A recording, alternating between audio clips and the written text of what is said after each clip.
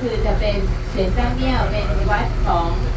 พระถังซัมจั๋งเหมือนกันนะคะแล้วก็ข้างบนเนี่ยก็จะมีบริษัทกวนอิม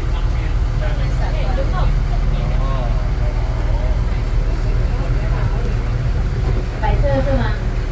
那个是观音菩萨塑像右下角那个才是庙啊，那个观音菩萨塑像那一栋是香客大楼。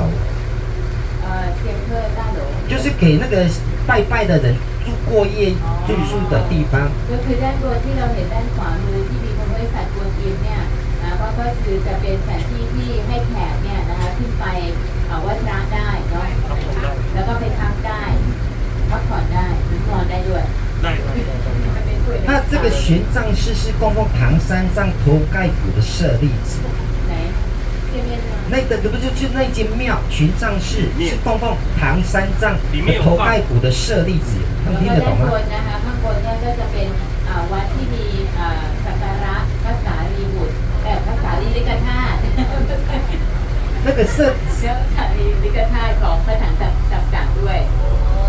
舍利子是日据时代日本人从中国大陆引到日本，台湾光复以后再从日本引到台湾来的。